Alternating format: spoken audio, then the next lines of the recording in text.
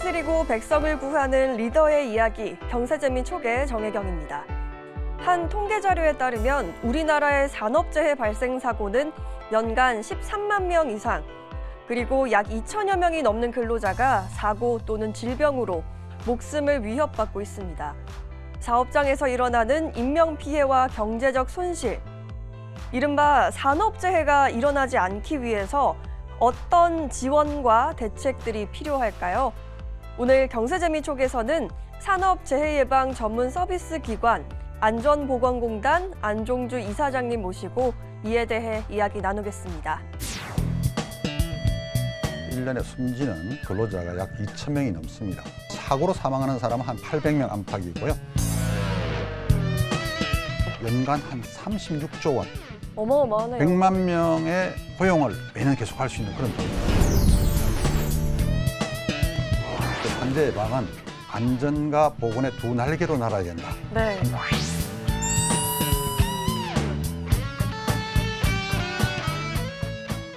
이사장님 안녕하십니까? 네, 안녕하세요. 네, 만나 뵙게 돼서 네, 반갑습니다. 반갑습니다. 네, 저희 프로그램 시작할 때 오프닝을 하는데 네. 그때 제가 안전보건공단을 산업재해 예방 전문 서비스 기관으로 네. 소개를 했어요. 이 안전은 아무리 강조해도 지나치지 않잖아요. 그렇죠. 먼저 안전보건공단이 어떤 일을 하는 곳인지 기관 소개부터 해주시죠. 네, 우리 이 공단은 준정부 기관입니다. 지난 9일이 이 설립일, 생일이었어요. 아, 1987년에 이제 설립이 됐으니까 이제 37년이 이제 지났습니다. 네. 일터에서 이제 일을 하다 보면 근로자가 사고로 사망하거나 다치기도 하고 네. 질병에 걸려서 건강을 잃거나 또 숨지기도 합니다. 그것을 사전에 미리 막아주는 그런 산재 예방 서비스 전문 기관인데요. 우리가 일터에 주로 이제 가서 하는 일들은 네. 일터에서 어떤 것이 위험한 것인지 또 어떻게 하면 그 위험을 회피할 수 있는지의 어떤 기술 지도도 하고요. 아, 예, 그다음에 이제 특히 중소기업 같은 경우에는 인력이나 또 예산, 돈이 또 많이 부족하기 때문에 그런 안전시설 장비나 시설들 이런 것들을 설치할 수 있도록 비용들을 지원해주는 뭐 그런 역할도 합니다. 그뿐만 아니라 네. 근로자하고 사업주는 또 안전보건 교육을 시켜서 네. 이렇게 미리 근로자들을 보호할 수 있도록 하고요. 그 외에도 또 우리가 이 안전 관련되는 또 여러 가지 연구, 개발, 또 우리 호흡 보호구나 안전화 같은 안전 설비를 인정을 해줘서 네. 그런 것들만 반드시 쓸 수 있도록 해준다든지 그런 다양한 일들을 지금 하고 있습니다. 전국의 이제 주요 도시에 31개 지사 지역본부에서 네. 현장에서 그런 일들을 하고 있습니다. 그렇군요. 이 산업 현장에서 안전을 지키기 위한 수칙들 또 연구개발 예산 맞습니다. 지원까지 정말 다양한 일들을 하고 계신데요. 그렇습니다. 안전보건공단이 고용노동부와 함께 네. 산업 안전 관련 통계를 내는 걸로 알고 있습니다. 네, 그렇습니다. 그렇다면 최근에 산업재해 현황이 어떤지 궁금한데요. 어떻습니까? 연간 이제 공식 통계, 소위 이제 산재보상보험법에서 인정해주는 네. 그런 공식 통계를 보면 연간 한 13만 명이 산업재해를 겪고 있습니다. 네. 그리고 1년에 숨지는 그런 우리 근로자가 약 2천 명이 넘습니다. 그중에 사고로 사망하는 사람은 한 800명 안팎이고요. 네. 우리가 직업성 암이라든지 그다음에 이제 업무상 질병 네. 이런 것들이 한 1,200명이 좀 넘습니다. 그래서 한 그렇군요. 2,000명 넘는 사람이 매년 일터에서 숨진다고 보면 됩니다. 그런데 실제 이것은 전부 다가 아니고 일부분에 지나지 않습니다. 예를 들어 사망자 경우 네. 선원법이나 또 광산법 또 공무원들, 소위 광산 노동자나 공무원들 일부 또 선원들은 숨지더라도 잡히지 않고요. 예, 또 산재를 또 이 일터에서 당하더라도 이거를 공상 처리한다든지 개인적인 네. 질병 처리하는 것도 많이 있습니다. 그래서 그런 것들을 다 하면 실제로는 이보다 훨씬 더 많을 것이다 이렇게 생각을 합니다. 이게 업종별로 보면 이제 주로 이제 건설업이 여전히 네. 한 44%, 그다음에 제조업에서 일어나고요. 그 뒤에 이제 운수, 창고, 통신업, 또 뭐 서비스업 이런 게 있고요. 주로 이제 추락이 가장 많고 추락하는 거, 높은 추락하는 거, 네. 그다음에 끼인다든지, 그다음에 부딪히는 것들 이런 사고들이 그 순서대로 많습니다. 네, 그렇군요. 한 나라의 산업재해 수준을 알기 위해서는 사고 사망 만인율을 따진다고 예, 들었는데요. 이게 10,000명의 근로자들 가운데서 사망하는 사람이 몇 명이냐고 맞습니다. 따지는 수치이죠. 예. 이 사고 사망 만인율을 외국과 비교를 해본다면 우리나라는 어느 정도 수준일지 예, 설명해 주시죠. 이제 산업재해 공식 통계로 잡는 대상이라든지 네. 범위나 이런 각 나라별로 조금씩 다릅니다. 아, 그래서 정확하게 이제 맞비교하는 것은 우리가 어떤 뭐 불가능하지만 그래도 이제 사고 네. 사망 만인율이 국제적으로 그 나라의 산업재해 수준을 가늠하는 중요한 잣대로 쓰이는 건 사실입니다. 네. 대표적으로 이제 산업안전보건 선진국으로 꼽는 게 영국, 독일, 일본을 드는데요. 우리가 영국의 한 10배나 더 이게 사고 사망 만인율이 높다고 보면 되겠습니다. 10배나요? 예, 그리고 독일, 일본에 비해서도 한 3배 정도 많다. 이렇게 보면 되겠습니다. 물론 이제 산업 구조가 앞서 말씀드렸듯이 우리는 건설업, 제조업들이 여전히 많고요. 그렇죠. 영국 같은 경우에는 금융업, 네. 서비스업이 또 발달한 나라죠. 그러다 보니까 그런 차이가 좀 있을 수 있습니다만은 우리가 따져보면 영국의 1970년대 수준, 독일, 일본의 1990년대 수준 이렇게 보면 되겠습니다. 네. 예. 그렇군요. 또 이사장님께서는 근로자 건강에 대해서 관심이 많으시다고 들었습니다. 그렇습니다. 우리나라가 사고로 인한 산재보다 의외로 질병으로 인한 산재가 더 많다고 하던데요. 네. 아무래도 근로자가 일하는 동안 여러 가지 유해인자에 노출이 돼서 그런 것 같은데 이게 어떤 내용인가요? 네. 지난해 기준으로 보면 우리가 산재 성인 기준 보면 네. 812명이 이제 사고로 숨졌고요. 그러나 이제 우리가 직업성 질병을 포함한 업무상 질병으로 숨진 사람은 약 1,204명입니다. 그러니까 약 1.5배 가량 훨씬 더 많은 거죠. 네. 네, 그래서 우리 업무상 질병은 뭐 직업성 암이라든지 진폐증이라든지 여러 가지 화학물질 중독이라든지 이렇게 해서 이제 숨지는 건데요. 사고재해는 보면 대개 추락이나 아까 뭐 끼임 충돌했는데 대개 그 자리에서 숨지거나 또 하루 이틀 며칠 후에 뭐 바로 죽지만은 네. 대개 이제 직업성 질병의 같은 경우는 뭐 수년 동안 유해 요인에 노출되어서 혹은 수십 년 뒤에 노출된 뒤에 나타나기 때문에 우리가 미처 참 관심을 기울이기가 쉽지가 않습니다. 아직까지. 그래서 사람들이 이제 관심을 덜 기울이는데 이미 제가 작년에 이제 영국, 독일 가보니까 이들 안전보건 선진국은 네. 사고성 재해보다는 이제는 직업성 질병, 또 그중에 정신건강, 네. 정신질환들, 우울증이나 이런 쪽에 더 스트레스나 더 관심을 기울이는데요. 그렇군요. 우리도 이미 이제 경제 선진국인데 거기에 대한 네. 관심을 가질 때가 돼야 되는데 아직까지 사고성 재해가 많다 보니까 여전히 정부는 이 또 우리나라 전체 분위기가 사고성 재해를 줄이는데 초점을 맞추고 있습니다. 그렇군요. 근데 저는 이제 산재 예방은 안전과 보건의 두 날개로 날아야 된다. 네. 근데 벌써 이미 그 시기가 지났다. 그래서 앞으로도 이제 이 초점을 산업보건, 소위 직업성 질병에 더 초점 맞출 때가 되었다. 이렇게 생각을 하고 있습니다. 경제 발전 속도에 비해서 이 사후성 재해에 대한 관심과 노력이 좀 부족한 상황인데 특히나 정신건강에 대해서는 우리가 많이 소홀한 편이잖아요. 네. 그래서 이 부분을 좀 보완을 하면 좋을 것 같습니다. 그런데 안전보건공단의 설립 목표를 보니까요. 첫 번째가 재해로부터 근로자의 생명을 보호하는 것이고요. 네.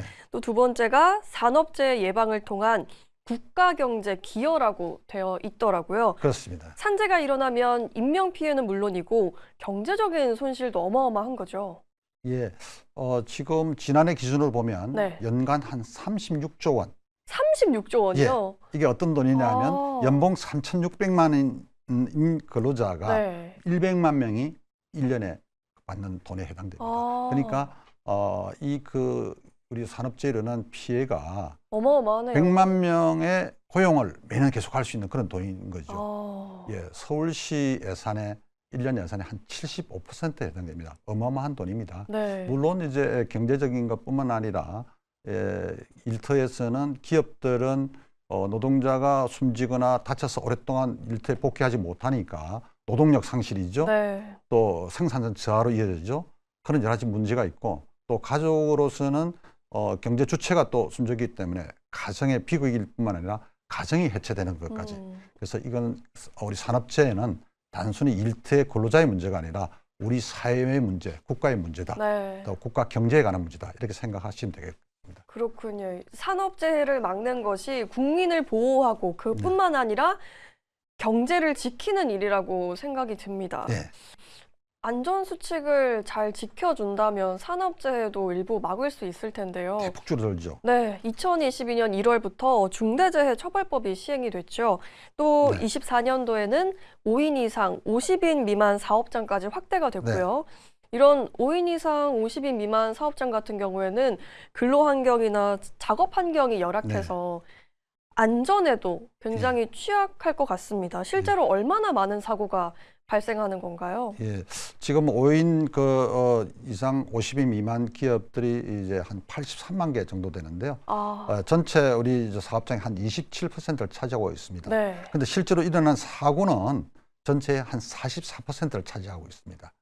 그만큼 많다는 거죠. 네. 물론 이제 5인 미만들도 많은 사고들이 이제 일어나는 이제 거지만은 아직까지 우리나라는 5인 미만까지는 거의 뭐 손을 거의 대지 못하는 그런 형편입니다. 그런데도 우리가 이제 중점적으로 해야 될 중소 영세 규모의 50인 미만 사업장도 지금 제대로 하지 못하고 있는 건데요. 네. 그래서 올 초에 저희들이 이제 이 산업안전 대진단이라 그래서 올 들어서 지난 8월 달까지 전국에 이제 83만 개 중에서 아직까지 안전 진단을 제대로 하지 않은 그런 한 45만 개의 중소기업을 대상으로 안전 진단을 했습니다. 그래서 스스로 이제 자가 진단을 하도록 하고 그 중에서 여러 가지 이 실제로 안전 보건 수준이 낮은 데 대해서는 저희들이 기술 지도를 한다든지 또 그다음에 재정적인 지원을 한다든지 또 교육을 한다든지 이런 것들을 지금 하고 있는 중입니다. 네. 예. 다음으로는 위험성 평가 제도에 대해서 여쭤보고 싶은데요. 네. 이 재해를 막기 위해서는 사전에 예방이 철저해야 되잖아요. 네. 그래서 도입된 위험성 평가 제도, 중대재해를 막기 위해서 정말 중요한 제도인데 이게 의무 규정이 아니라고 들었습니다. 네. 왜 그런지 위험성 평가 제도의 의미와 위험성 평가의 내용에 대해서 한번 소개해 주시죠. 예. 이제 위험성 평가 제도가 법에 이렇게 적용이 시작된 것은 2013년도입니다. 그런데 그 당시에 이제 이 제도를 시행하지 않았을 때 우리 기업에서 네. 어떤 제재를 가하거나 벌칙을 가하는 그런 처벌 조항이 없었어요. 아무래도 기업이 사람이 그렇죠. 무슨 처벌 아무런 무슨 페널티를 안 준다, 불이익을 안 준다 그러면 열심히 하려고 하는 유인이 안 되지 않습니까? 네. 그런 것 때문에 좀 우리가 제도가 10년이 지났지만은 정착이 되지 못했다. 네. 이렇게 저희들이 보고 있습니다. 그러니까 아직까지 이 부분은 법적으로 어떤 제도적인 도입은 되지 않았습니다. 왜냐하면 특히 중소기업까지 이렇게 하면 많은 페널티 처벌을 받기 때문에 반발이 심할 수 있겠죠. 10년 전에도 그랬는데 지금 중소기업까지 이렇게 하기는 쉽지가 않아서 그 부분은 논의 중입니다만은 대신에 이제 저희들이 이제 22년 11월 달에 중대재해 감축을 위한 이 패러다임 대전환 로드맵을 이제 만들어서 발표를 했고요. 작년부터 그것이 시행이 되어 있습니다. 그래서 기존에 이제 우리가 산재 예방을 위해서는 중대재해 예방을 위해서는 규제, 처벌, 감독 이렇게 하다가 이제는 노사가 서로 협력해서 일터에서 무엇이 위험한지 이렇게 위험성 평가를 스스로 해서 산재 예방을 하는 자기 규율 예방 체계를 이제 도입을 해서 시작했습니다. 아직까지는 대기업들은 그래도 열심히 많이 좀 하고 있는 편인데 중소기업들은 아직까지 저희들 기대만큼은 하고 있지 않아서 앞으로도 계속해서 이 부분은 꾸준히 좀 해야 되지 않겠냐 이렇게 생각하고 있습니다. 이 위험성 평가 제도는 우리가 영국에서 1970년대 도입해서 무려 사고 사망 환율을 4분의 1 수준까지 줄이는 데 성공한 대표적인 선진국에서 성공한 사례거든요. 그래서 우리도 지금부터는 선진국처럼 그렇게 하려고 지금 노력하고 있습니다. 위험성 평가 제도를 수행하는데 더욱 박차를 기해야 될 것 같습니다. 코로나19 이후로 배달 서비스를 이용하는 분들이 정말 많아졌습니다. 그래서 플랫폼 근로자가 계속 증가하는 추세고요. 또 시간이 가면서 고령 근로자들도 늘어나고 있는데요. 이들을 위한 산업재해 예방책이 필요할 것 같아요. 어떤 방안이 있을까요? 우리가 이제 그 이륜차 오토바이에서 배달하는 우리 대표적인 플랫폼 노동자의 상징적인 그런 직업인데요. 특히 코로나19를 거치면서 이 부분이 매우 확대가 돼 있죠. 그래서 흔히 누구는 뭐 배달의 뭐 민족 이런 말까지 나와서 아마 요즘 젊은 세대도 그렇고 네. 또 고령자가 많기 때문에 자기들이 직접 조리를 해서 음식 해 먹기가 힘든 뭐 70대, 80대들은 이제 우리 뭐 열심히 저 휴대폰, 스마트폰을 잘 쓰시기 때문에 노인들도 우리나라는 네. 그래서 아마 갈수록 그 성업을 하고 있습니다. 그렇죠. 대신에 이제 배달 노동자들은 배달 과정에서 교통사고를 많이 일으킨다든지 어, 또 심지어 배송 근로자들이 이 낮에도 일하고 새벽까지도 일해서 이 네. 과로사로 아, 뇌심혈관 질환이 좀 있던 사람들이 고혈압이나 이렇게 숨지는 사례가 많아서 네. 앞으로 저희들은 뭐 거기에 초점을 맞춰서 음, 이분들이 좀 더 건강하게 안전하게 일할 수 있는 뭐 그런 것들을 지금 여러 가지 프로그램들을 진행하고 있고요. 그다음에 이제 이 고령자들은 앞서 말씀드린 대로 어차피 이분들은 지금 고령자들은 네. 우리 복지 수준이 미리 준비가 잘 돼 있지 않았습니다. 아, 좀 부족하군요. 그러다 보니까 물론 이제 일부 뭐 군인 공무원 출신이나 교사라든지 이렇게 안정된 직장들은 복지가 어느 정도 잘 돼 있어서 맞습니다. 나이가 들어서도 충분히 여유로운 생활을 할 수 있지만은 대다수 우리 이 진짜 노인들은 진짜 빈곤에 시달리다 보니까 아, 그렇게 일터에서 특히 건설 현장에서 무거운 짐을 또 나르기도 하고요. 제가 직접 현장에 다닐 때마다 저보다 나이가 좀 많겠다 싶은 사람들 물어보면 다 70대 이상이에요. 아, 그래요? 예, 제가 지금 60대 후반인데 네. 그래서 참 그러나 현실은 어쩔 수 없습니다. 따라서 음. 그분들을 위해서 특별히 앞으로는 어떤 방식으로 접근하면 이분들이 더 안전하게 하고 있을까 지금 고민하고 있습니다. 그러니까요. 예. 지금까지 우리 사회에서 일어나는 다소 무거운 이야기들을 해봤는데요. 네. 아, 이제 분위기를 조금 바꿔서 네. 좋은 소식도 함께 예, 말씀드려야겠죠. 고맙습니다. 예. 네, 최근 캄보디아 푸놈펜에서 즐거운 소식이 전해졌다고요. K 안전을 전파하셨는데 예. 어떻게 된 일인가요? 예, 지난 11일, 19일 제가 이제 캄보디아 푸놈펜에 직접 이제 네. 다녀왔는데요. 거기 가니까 뭐 공항에서부터 저한테 꽃다발을 주고 환대를 하더라고요. 네. 그래서 이제 식장에서도 뭐 자기 고유한 전통 춤도 추고 오. 노동부 장관이야 한 200명 많은 분들이 우리 뭐 거기 뭐 캄보디아 대사도 오셨고요. 우리 주 한국 대사도 오셨고 이렇게 해서 이제 안전 체험 교육 센터를 네. 안전보건 교육센터를 만들어 준 거예요. 저희들이 한 3년간 이렇게 이제 ODA 사업이라 그래서 그 공적 개발 원조 사업이죠. 그렇게 해서 이제 약 한 500평 규모로 첨단 현대식 안전 체험, 추락 체험이라든지 충돌 체험이나 또 화재가 났을 때 뭐 이런 것들 다양한 뭐 안전 보호구 머리에 떨어졌을 때 이게 얼마나 안전한지 네. 안전 보호를 왜 써야 되는지 이런 것들을 직접 그때 뭐 장관께서 그쪽 이제 캄보디아 노동부 장관이 그다음 차관 뭐 이렇게 해서 많은 분들이 돌아보셨는데 네.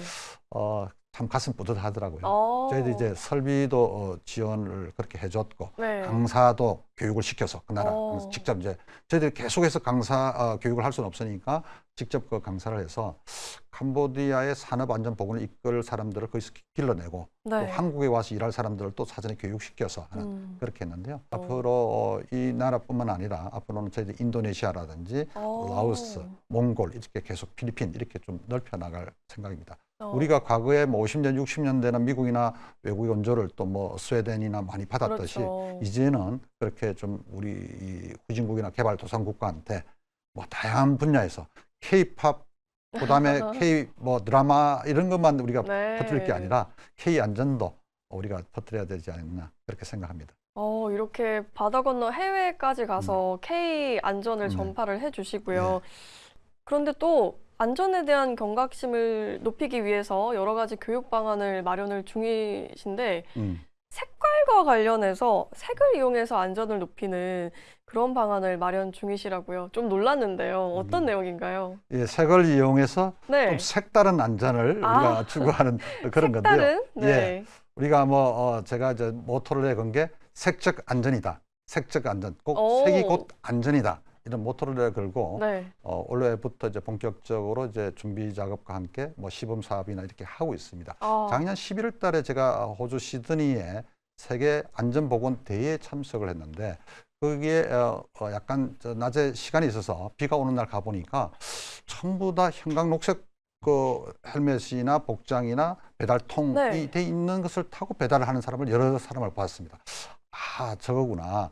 우리는 제가 유심히 관찰해 보면, 그래서 관찰해 보면 네. 시커먼 이 저 헬멧에다가 그렇죠. 시커먼 복장에다가 맞아요. 시커먼 배달통에다 시커먼 오토바이 타고 위험합니다. 검정색. 예. 네. 그런데 그게 비 오는 날이나 어두울 때 그렇죠. 새벽에 매우 위험할 수 있거든요. 그래서 이제 이게 조금 더 눈에 잘 띄는 시인성이 높은 색을 쓰면 네. 조금이라도 그분들의 사고 위험으로부터 보호할 수 있지 않을까 이 생각에서 앞으로 대한민국의 모든 그 소위 이륜차들은 좀 눈에 팍 띄는, 야간에 띄는 그런 색을 좀 할 수 없을까? 그걸 지금 시작하고 있습니다. 네. 그래서 그렇게 하게 되면 우리 운전자들도 보고서 시민들이 이제 길거리에서 보고 거리의 모습이 완전히 바뀌었구나 하면 이게 왜 그럴까? 이게 안전 때문에 그런구나. 네. 그러면 나도 우산이나 옷도 겨울철에 혹은 야간에 할 때는 좀 밝은 옷으로, 우산도 좀 밝은 색의 우산을 쓰고요. 그렇게 해서 안전 문화가 그 이륜차뿐만 아니라 우리가 제조업체에서는 지게차 사고로 1년에 한 20-30명씩 죽는데 네. 지게차가 가는 길들을, 선들을 뚜렷하게 구분해주고 보행자가, 근로자가 가는 길들을 또 구분해준다면 그 외에 또 건설 현장에서 포클레인이라든지 지게차 신호를 해준 신호수들도 눈에 띄는 복장 이런 것들을 해서 사고를 많이 좀 줄일 수 있지 않을까. 그래서 우리 안전 문화를 좀 바꾸자. 그런 그런 생각에서 우리가 세계 안전 이것을 지금 전파하고 있습니다. 그렇군요. 색즉 예, 안전 쉽게 잊혀지지 않는 지난 말이네요. 11월 달에 김해에서 네. 실제로 배달 노동자들한테 10여 분한테 그렇게 된 것을 저희들이 1인당 한 50만 원씩 들여서 저희들이 바꾸셨어요? 기증을 했어요. 네. 그 반응이 참 좋더라고요. 그래서 앞으로 이걸 좀 늘려달라 이런 이야기를 해서 내년부터는 예산을 조금 더 투입해서 본격적으로 할 생각입니다. 안전을 위해서 최선을 다하시는 모습 정말 멋있습니다.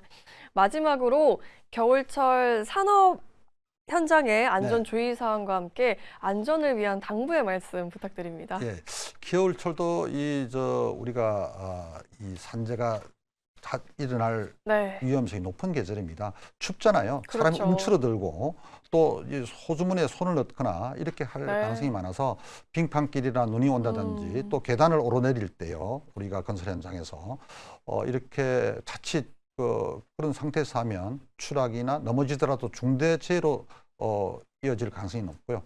또 한파 속에서 하면 동상 이런 것도 걸릴 수도 있고 그래서 겨울철은 어느 때보다 좀 주의를 할 필요가 있는 그런 계절입니다. 또 난방기구나 이런 걸 과다하게 사용하다 보면 화재 이런 사고도 많이 있을 수 있고요. 그래서 겨울철에도 또 우리가 작업 전에 안전점검 회의나 이런 걸 하게 돼 있는데 바깥에 야외에서 추운 데서 5분 10분 하는 것도 귀찮을 수 있지 않습니까? 그런데 소홀히 하기 쉬운 이런 것들도 기본에 충실하게 안전을 갖다가 항상 기초를 다지면서 작업을 해주시면 분명히 올겨울에는 지난해보다는 더 안전한 겨울이 되지 않을까 그렇게 생각하고 있습니다. 네, 알겠습니다. 큰 재해 한 건이 벌어지기 전에는 작은 재해들이 반드시 연속해서 일어났다는 하인리히의 법칙을 아시나요? 안전한 대한민국을 만들기 위해서는 공단의 노력만큼이나 우리 사회가 바통을 이어받아서 안전에 대한 경각심을 갖고 재해 예방에 힘쓴다면 더욱 좋겠습니다. 지금까지 안전보건공단 안종주 이사장님과 함께 이야기 나눴습니다. 오늘 좋은 말씀 감사합니다. 네, 고맙습니다.